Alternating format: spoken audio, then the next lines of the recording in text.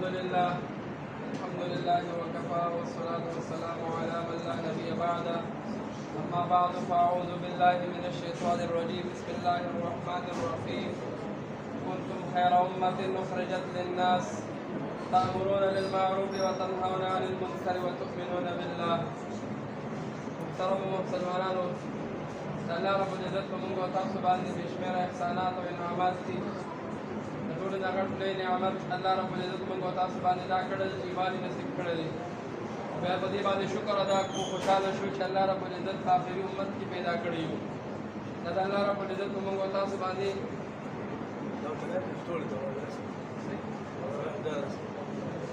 دا د الله رب العزت په موږ او تاسو باندې خصوصي فضل او احسان دی چې الله رب العزت دې امت کې موږ پیدا کړی یو. او دا بهترین او غوره امت دی. د دې امت لپاره به انبیاو سوال کوو چې الله دا امت موږ له راکړي، او که دا امت موږ له نه راکړي الله په دې امت کې موږ پیدا کړي.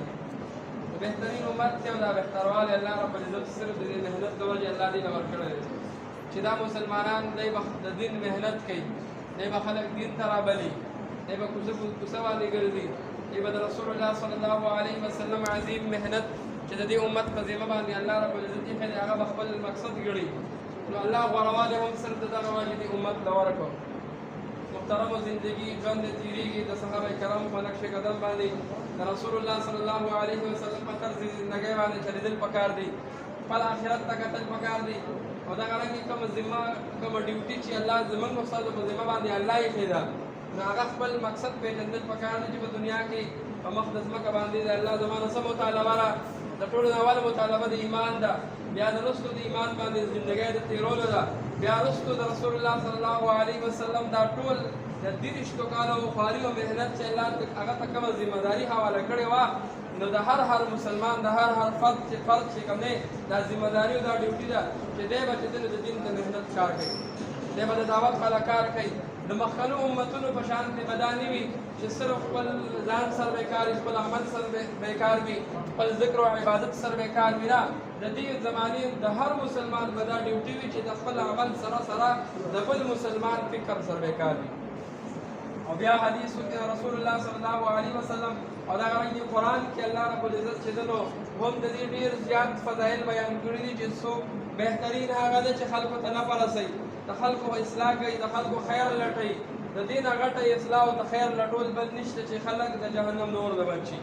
او موږ تاسو وګورو دنیا کې د یو کس نقصان کېږي، د هغه مطلب په لاس کې چاول دي چیني ده څه دي هغه دې تویېږي، شل کسه په لاره باندې اواز ورکوي او اواز دا کوي چې ګورستان نقصان کېږي.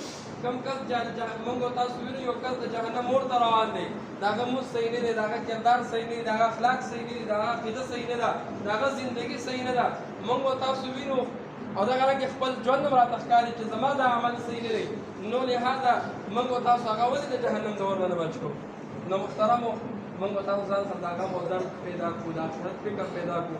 اول په خپله چې د ځان د دین تابع کول دي، خپل ځان کې دین راوستل دي، د هغې نه وروستو چې دنو بیا د خلکو سوچ او فکر کول دي، د خپل مسجد دا چې دن په اعمالو باندې آبادول دي، چې دې کې مشورې وي، ګش وي، تعلیم وي.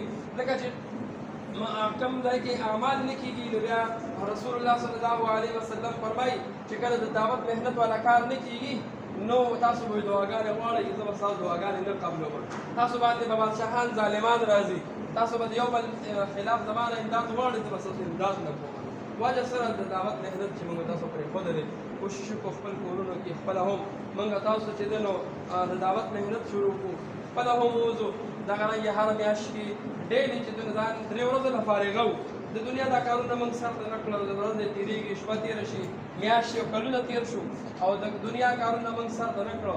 کوشش به د دې کوو چې هره میاشت کې موږ د خپل مسجد نه څنګه چې د نورو مساجدو نه بره مساجد چې د هر مسجد نه ډېلي چې دوی هغې سې روژه ځي او مطلب چې دوی د الله په لاره کې ځي، مسجد په اعمالو باندې آباد وي. دغه رنګې به هم موږ کوشش کوو خپل ځان به فارغو.